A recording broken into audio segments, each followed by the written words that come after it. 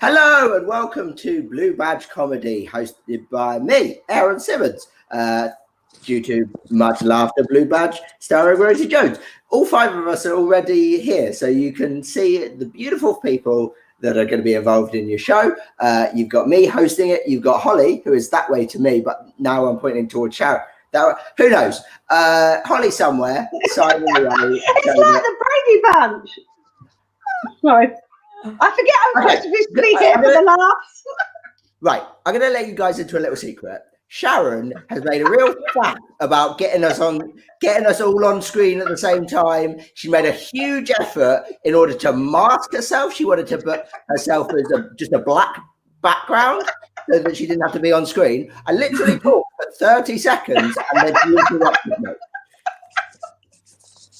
I'm sorry. Sharon, we love your laughter, but let me just get to you and then we can chat. So Holly's doing the signing, but she's frozen because she's on her sister's laptop. So that's fun. If you want to know what I said 3 minutes ago, but you'll figure it out.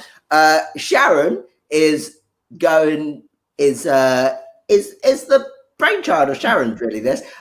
She asked me to run a gig for her in the real world. And then I don't know if you guys remember, but there was this thing called the coronavirus. It was a big thing at the beginning of the year. I'm trying to keep all of this stuff in my head for when I'm asked to be on the big fat quiz of the year. Every answer is going to be COVID-19. So we can do that. I don't know whether to laugh or not. You can laugh whenever you like, Sharon. I'm never going to tell you not to laugh. So how come I haven't got a name? I'm the laughter with no name. Because you didn't enter a screen name. I did. It just comes up. Okay. Well, look, everybody knows that you are this is your. Everybody in this gig knows who you are. You are the most famous person in all of Rochester. So look at the power. You've all lost your names now. One word from me, and that's it. That is the power that Sharon wields within this gig. Like, she's got to pretend like she's not important and it's all about the community. It's all about, this is a Sharon vanity project, 100%. It's just like, oh, look at me, I'm helping all these disabled people who get their beautiful comedic voices out into the world. It's a ruse, and like this whole, oh, I'm really nice and I'm fostering all these disabled kids because I'm a wonderful human being. It's an act. You should have seen her backstage. She was like, I don't do her gigs in the real world anymore because I don't. They don't exist because of corona. And just the point, I'm adopted, not fostered. Let's get this right. I took on my commitment. Sorry, how could I possibly make you sound like such an awful human being? How many people have you fostered just to show off how brilliant a human being you are? It's just over 40. But I only kept 5. What a bad person. So, yeah, I think the point where you've adopted more people than you can remember, it really proves how nice a human being you are. And Sharon's job for today is to laugh a lot because she's had a pretty shitty day. So she's challenged us to make her laugh. And so far, I've insulted her, said that she's being nice is just an act, and that she's just here and she beats me whenever she sees me. None of which is true. She is a lovely human being, and I would like her to rebook me for next month, please. Good. All right, now we got that out of the way. I'm going to sort of explain how tonight's going to work, and then we're going to crack on because that's how things work. So obviously you guys can hear us, and we're going to be telling jokes and shiz, but we can't hear you. So I'm going to introduce you to these two lovely people in just a second, but individually because I'm talking over each other. They're not a double act. Hello, Nikki. How are you doing? You can interact with the show, however, with the comment section. But what's going to happen is when we are... I'm getting booted out of 35. Good. Fun.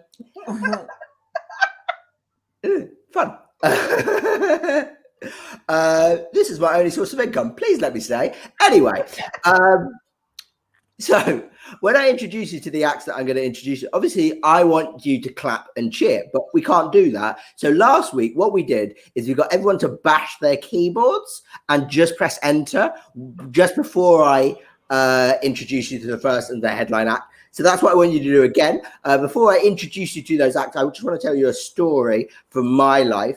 And it got me thinking, right? Because lockdown means that we can't see anybody, which is great because I don't like people. It's got me thinking about dating and how terrible it was at dating, even before like the wariness of social distancing on a date. And like dating now is basically going for a walk. I'm fucked. I'm going to be single forever. Anyway. So when I remember my first ever date, I was 18 years old. I was excited about this blind date, but I wasn't sure if it was going well. I thought it was going pretty well though. So I leant in for the first kiss and then she backed away. Now, that is awkward for any guy, but what makes it worse for me is I don't have great core stability. So when she backed away, I fell on her lap. She then panicked. She jumped up and she ran out the bar, right? I do not blame her in the slightest. I would have done both of those two things if I could do either of those two things. Right? And so I'm there on the floor, right? What makes it worse is the manager then comes running over and he goes, "Oh my God, mate, are you okay?" And I said, "Yes, but my carer is a complete bitch." That won't be happening anytime soon because, you know, we're not allowed out of our houses. Great. I've waffled on for long enough. I want you to see these guys because they're really fucking funny. So I'm going to introduce John Long to the stage. And as I say, I want you to bash your keyboards as much as you can. And welcome to the stage, the very funny John Long! Thank you very much. Hello, everyone. It's good to see you all. Thank you for having me. And yes, as Aaron said, my name's John Long. It's my real name, by the way, because some people think that's a stage name. It's my actual name. Although I've shortened it. My full name is Jonathan Longathan. You can call me that. Or J-Lo, if you'd prefer. That's what my sister called me growing up in the 90s, J-Lo. I like that too. That's where the similarity ends. Zero junk in the trunk and no rocks to fool you with. But my name's John Long. I grew up in Lincolnshire, which is where your vegetables are from. It's a very exciting place. It's the sort of the farmlands of this country, the Midlands there. So I moved to London for Wi-Fi, more than anything else, and just to meet people. So thanks for having me. It's very nice to be here. So yes, I grew up in the 90s. It was good growing up in the 90s. I think the music was all right, although it felt like me and my sister were getting sort of slightly different experiences. Because I like gigs like this. This is good to raise awareness. I think that's the key to most things is education, isn't it? Like that's how we're going to get over most problems is education. I totally agree with that. And I think, like, for example, gender roles are changing dramatically. And at the moment, one of the genders is not keeping up so well. I won't name any names. But I think it's because of the music that we were listening to. My sister was listening to very different music. She was listening almost exclusively to bands like TLC and Destiny's Child, American R&B groups like that. And those songs almost sounded like a sort of public service announcement to women. So, you know, like quite official. Like there was a meeting going on behind closed doors somewhere, chaired by Beyonce. You know, where they were sort of like, "What's a new motion from TLC? No scrubs. Let's pass that motion. Very good." And everyone playing their film. Excellent. Very official. And then the music was like disseminating all that new fabulous knowledge. And as a result, women were very good at keeping up with the change in gender roles. And men, we were listening to Oasis, Wonderwalls, whatever the fuck they are, crawling up our asses. And we were left behind a bit. So I'm sure you see where this is going. I've got my guitar here. You see, normally at a live gig, I can't hide the fact I'm a musical comedian. I come on stage with a guitar and everyone thinks, "Oh God, here's one of these musical." With online gigs, I can sort of spring it on you suddenly, and you've got nothing you can do now. It's too late. You're going to have to just endure it. But this is basically the music I wish I'd grown up around. Thank you, everyone. Colin, can you handle this? Nigel, can you handle this? Dave, can you handle this? I don't think you can handle this. Looking dapper, looking fly. Seen a girl, caught her eye. Down at the where she is. Try to gauge her reactions. Don't be hasty, don't be bold. Don't invade her space at all. Don't be grinding up on her knees. You'll get kicked out of the library. You're in the library that whole time. And if you're actually in the club and want to ask somebody out, just make sure that you're polite. And if she says no, that's allowed. Read her lips. If she's nice and you like what you see, but she clearly thinks that you're creepy, back off and try to do so casually. Lower your sights, rethink your strategies, because I don't think you're ready for these gentlemen. I don't think you're ready for these gentlemen. I don't think you're ready for, because their attitudes of women's too conscientious for you, babe. Yeah. When this band said babe, they would have been doing so in a kind of postmodern Yasping kind of way. It wouldn't have been fantastic. It would have been great. Question, do you want to have sex with me? No. Well, I respect your decision. Now I'm going to leave.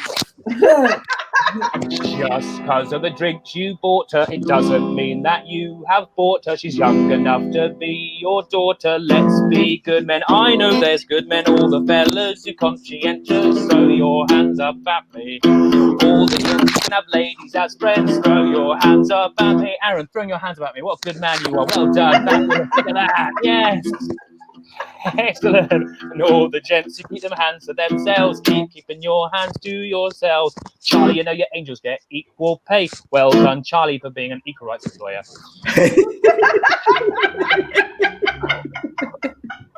Honestly, though, because the private investigation game is extremely male-dominated. Well done, Charlie, for hiring women in those roles. Very progressive for the 70s. We see you, Charlie. What an ally. Because I'm a modern guy and I'm learning empathy, learning to stop grossly overstepping boundaries. I'm getting nicer. I'm being kinder, learning to express other emotions except anger.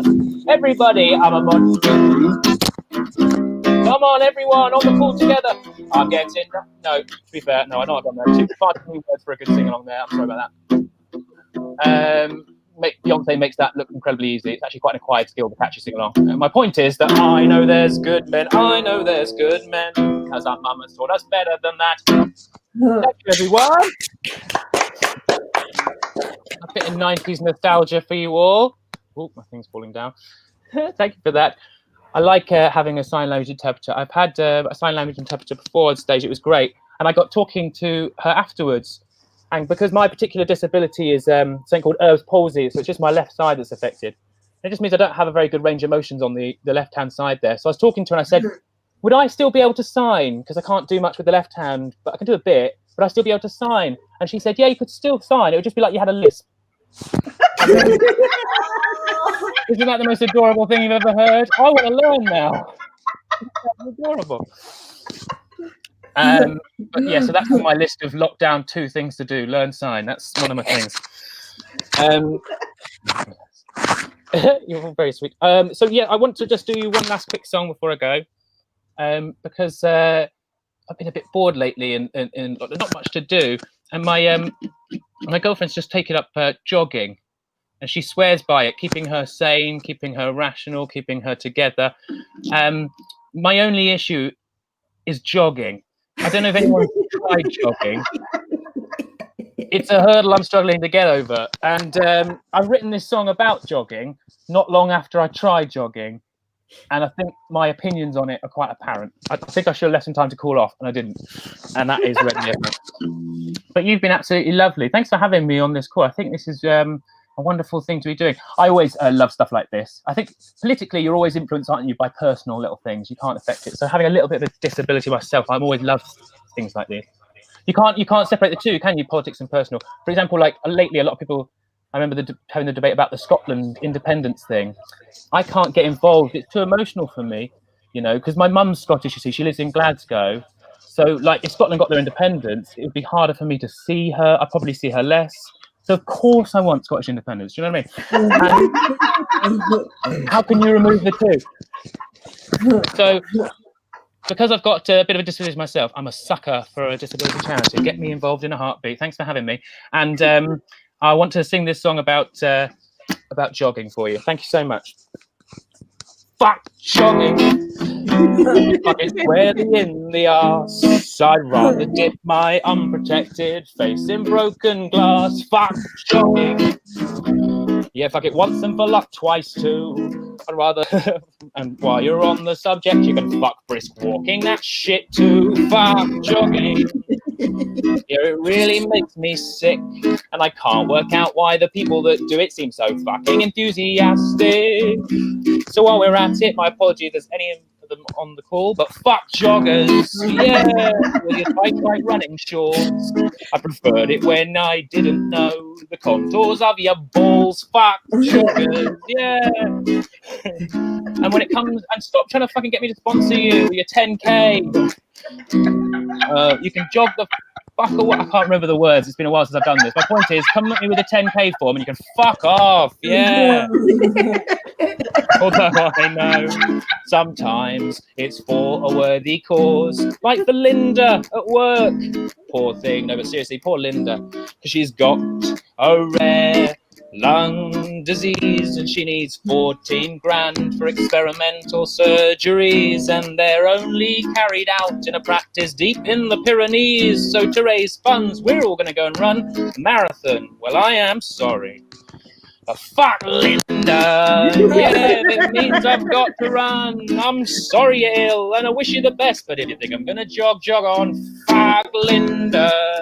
I mean, I really hope she doesn't die, because she's actually a really nice lady and I want her to recover. But my point is that if her getting the opera lies entirely on me running a lot, then she should kiss her lung goodbye. She's gonna die. I'm only joking, but a lot of people look at me at this stage quite shocked. You can all relax, by the way. There is no Linda. Okay. She died. No one ran the marathon. Real shame. Thank you, everyone. You've been lovely. Thank you for having me. And yeah, enjoy the rest of your wonderful acts. Brilliant stuff, Mr. Jonathan Logathan. I mean, say what you like about the guy, but he knows his audience. He's on a stream call with two disabled people. I know what I'm going to talk about. Oh, the lack of wanting to jog. Smart play, John. So yeah, that was wicked. Have you? So you said you're bored because of lockdown. Have you, apart from jogging, because we're not going to talk about that, OVS, is there anything else you've been doing that you would like to plug very, very smoothly? Sorry, I was just looking at Nikki. Sorry, Nikki. I'm just apologising to your jogger fans I just saw coming up on the screen. Sure. Sorry, Nikki. I'll give me a link and I'll sponsor you to apologise. I've been doing not too much, to be honest, but I did do it at the beginning of lockdown. I don't know if you both had the same thing. Where did you have like an initial burst of energy when it was still a bit of a novelty, where like, oh, we're stuck indoors, this is a bit weird and new, and then that disappeared as time went on, and you went, oh gosh, it's just more of this. So initially, I had a burst of energy and put out an EP of songs, so that's still available, but nothing since then. But it's still online on Bandcamp, so you can still check that out. I highly recommend it. I've listened to it several times. Oh, you're sweet. And Fuck Jogging's on that EP, right? It is. That one's on there, and a few others, and a few new ones, and one that comes across incredibly naive now, because it was like 2 weeks in lockdown. I'm going mad. It's a little snapshot in time of March. It's a little snapshot in time, a little capsule, and it's quite sweet, really, now in hindsight. But yeah. Yeah, I know what you mean, because like I agree. Like at the beginning of lockdown, I was like, right, I'm going to do all this stuff. I'm going to come up with a podcast. Right, none of that happened. And like one of the reasons why I accepted to do this gig was I was like, oh, if I'm doing it once a month, I'm going to have to like write new material. I'm going to have to do things during the month. I have done literally nothing since the last month after gig. The only thing I've done is I've watched one television show called Ink Master. I don't know if you guys have seen it. It's like The Apprentice, but with tattooing. So if they fuck up, they ruin someone's life. It's brilliant. It's so great. It's like it's like having a McDonald's for your eyes. Like it's so bad for you, but it's delicious, and you feel no satisfaction afterwards. It's so great, and Like they just inject it full of drama as well. Like it's almost like the director is going up to the contestants and going, okay, just so you know, right, you've just done a tattoo and they don't think it's a good tattoo. And sing. And it's like their year 9 drama going, I can't believe you did a tattoo. The outline of the tattoo was so much better than your tattoo. If I wanted a tattoo from you, I would get a tattoo that said this is not a very good tattoo. Like it's awful. My recommendation for all of you, get on Ink Master. I'm on it. So great. It's my favorite thing I've ever done. Great. I mean, I wasn't supposed to chat about it, but Ever done? Can I just interject though? Have you seen the show where two people who friends or couple tattoo each other in secret? They can't see, and then there's a reveal. I have 10 minutes of that on I just Facebook. watched one of them where a guy dumped his girlfriend that way. He wrote the word dump. No. Yeah. And then he pretended it was a prank. And it was Picture of a so toilet. clearly not a prank. It wasn't Like, a prank. he- Exactly. He said, No. just kidding. But he wasn't kidding. Definitely. He got scared by her reaction You, and tried you to could see pass in it the as a prank. eyes that he realised he'd fucked up that. Yeah. Oh no, it's great. After It was this just stream, obviously, rough. because that video can't compete with Rosie Jones. But after this, No. everyone watching should watch that video because it is honestly the best thing that I've seen Yeah. in 2020. But recommend I it. haven't seen Rosie Jones in 2020 until now. And that is what we've got for you. Her name has been at the bottom of the screen the entire show. Her face has been in the bottom of the screen the entire show. Now you get to hear her talk. She is very, very fucking funny. I'm delighted that she agreed to do the show. Ladies and gentlemen, please bash your keyboards and welcome to the stage, Rosie Jones! Hello! Hello! I really enjoyed that segue. That was you were like shit. I just spent 10 minutes talking about tattoos.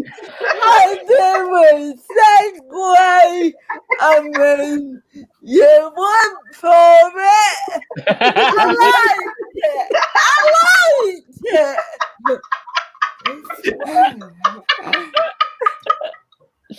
Well done, you. Hello.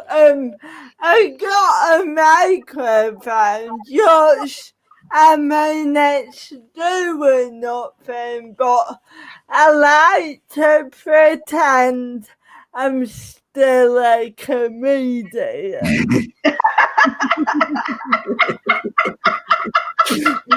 Even though I'm sat at home eating Monster Munch all day, every day. Hello, I am Rosie, and just so you know, I am a triple threat. Yeah. I am disabled, I am gay, and I am a prick.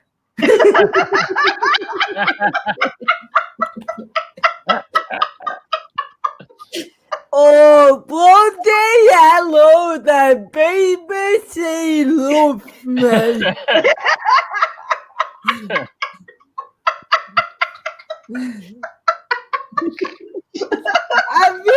Everyone had a good 2020. Cool. That's the right sound of 2020. It's like, no. No. I am so annoyed at 2020 because it was meant to be my year.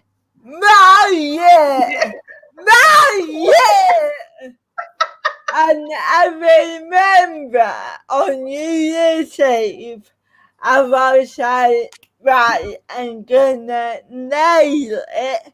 My job is going well.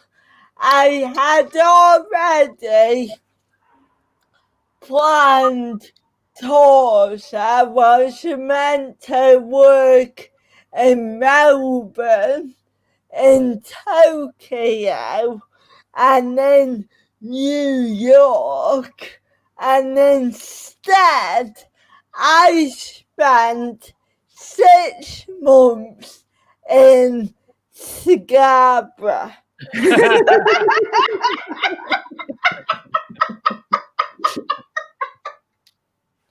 Fucking Scarborough. With a little couple that I like to call Mum and Rob.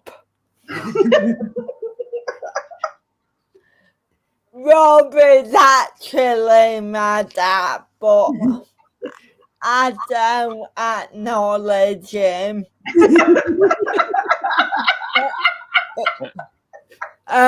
So yeah, I love my mum and dad. I do. I do. I do.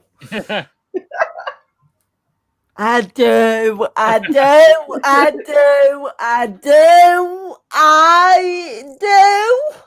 I do. But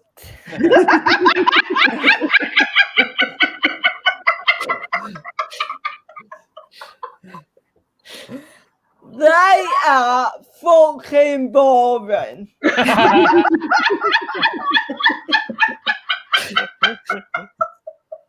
I don't know when it happened. I don't know if it happened slowly or overnight, but suddenly they are fucking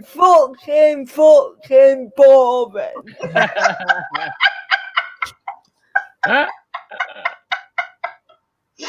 But as well as that, they say everything with such urgency. So all day, every day, I will hear ROSSIE!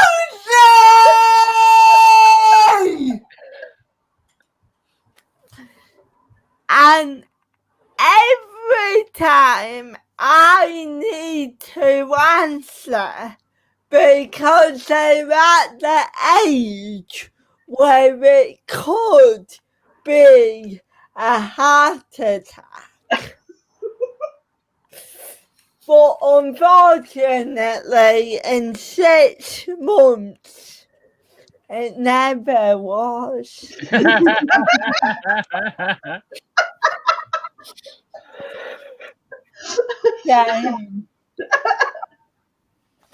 So 5, 6, 7 times a day, I would hear, ROSSIE, come here! And I come, and I go, what now? And they will go, come here. There's a bird in the garden.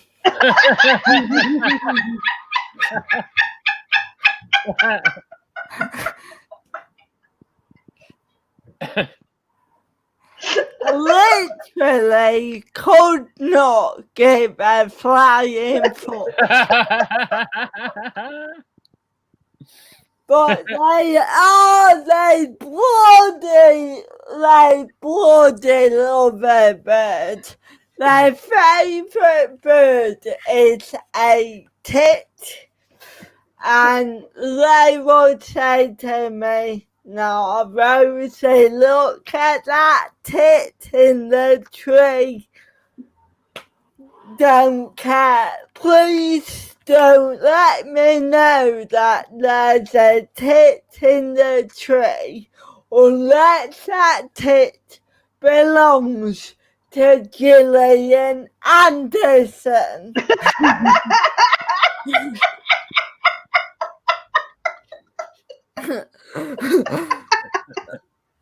But preferably the tit would still be connected.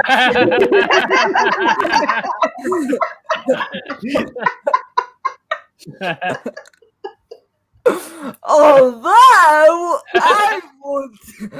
I'd take it.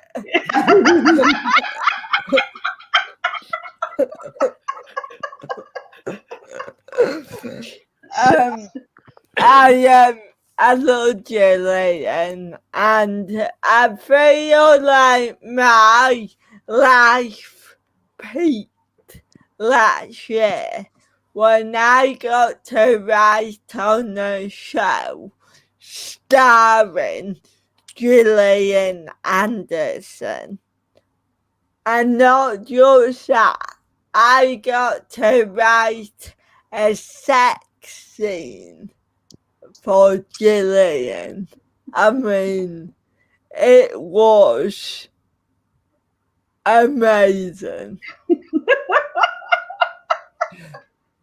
I thought about it a lot.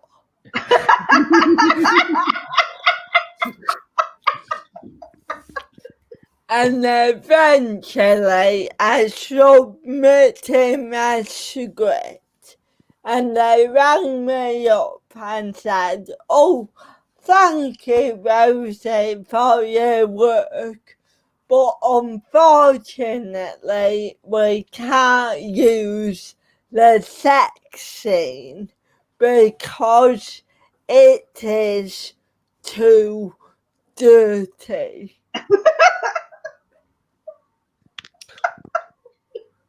Also, it was weird.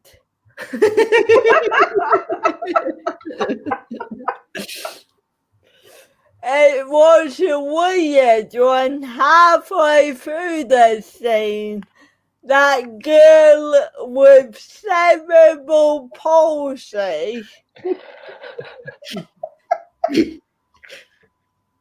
me. That girl with cerebral palsy jumped out of that wardrobe wearing a gimp mask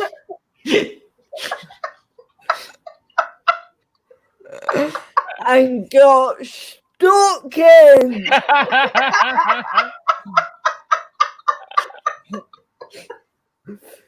So unfortunately, nobody will ever see that scene. That is for me. And now all of you, and you are so welcome.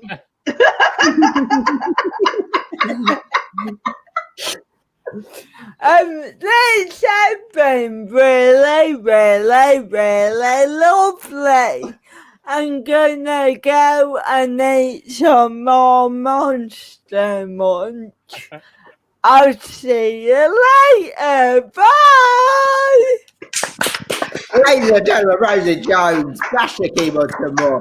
Guys, that is, I mean, what a fantastic show. I just need to say something quickly. Sure. Just in case people thought I was laughing really, really hysterically at the bird bit. I saw a bird. People who know me, Paul's mum and dad, we're even nicer than we even see. Paul's mum and dad, who are 91 and 95, also live with us. And we live amongst the fields, and there's rabbits every single day we go to see them. They go, "I saw a rabbit today." So that was why I was laughing. Relatable. Very relatable. Yeah, Paul is just agreeing with you by saying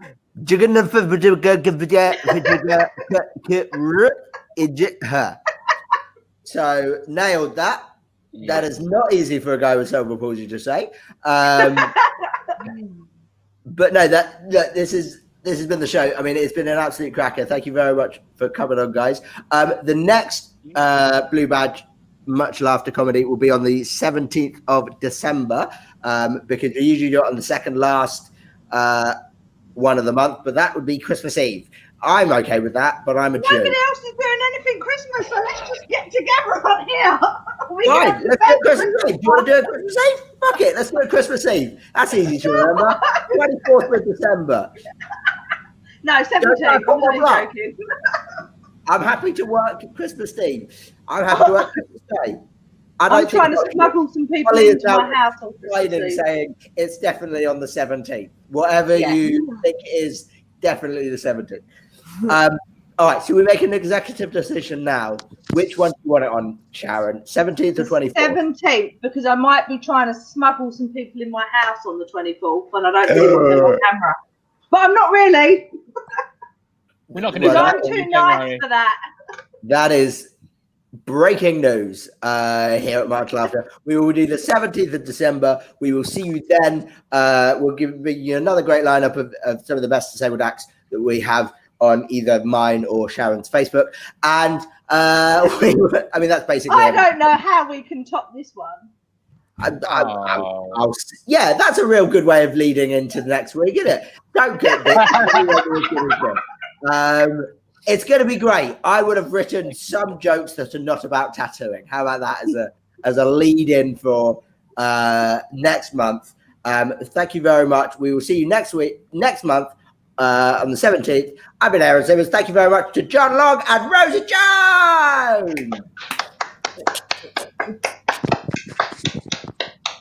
Thank you. And now